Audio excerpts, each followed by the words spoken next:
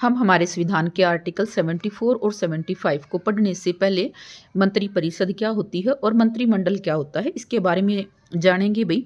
जो मंत्रिमंडल है उसका संविधान में कहीं भी वर्णन नहीं है, सिर्फ एक आर्टिकल है, आर्टिकल 352, जहाँ पर आपको मंत्रिमंडल शब्द का, कैबिनेट शब्द का प्रयोग आपको मिलता है। वो भी पहले नहीं था, 44वें संविधान संशोधन 1978 के द्वारा मंत्रिमंडल शब्द उसमें जोड़ा गया है।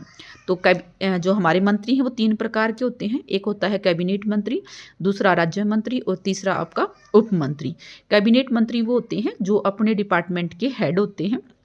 जो आपका राज्य मंत्री हैं वो 2 प्रकार के होते हैं भाई, एक जिनके पास सारा खुद के पास अधिकार होता है और दूसरे जो उसमें अधीनस्थ होते हैं। और तीसरा उपमंत्री। उपमंत्री वे मंत्री होते हैं जो कैबिनेट और राज्य मंत्री दोनों की ही सहायता करते हैं। तो पूरे अनुच्छेद में आपको, पूरे संविधान में याद रखना है कि कैबिनेट शब्द का सिर्फ एक बार प्रयोग हुआ है, जो आर्टिकल 352 है उसमें, और वो भी 44वें संविधान संशोधन 1978 के बाद वो शब्द जोड़ा गया है। तो हम हर जगह जो पढ़ते हैं वो मंत्री परिषद को पढ़ते हैं।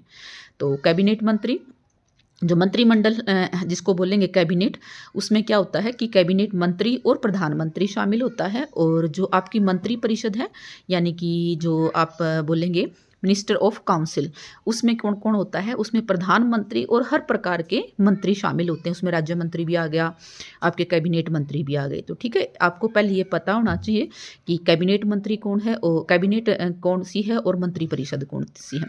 तो आर्टिकल 74 जो है वो कहता है कि राष्ट्रपति को सलाह देने के लिए एक मंत्री परिषद होगी और उसका जो हेड है, प्रधान है, वो प्रधानमंत्री होगा।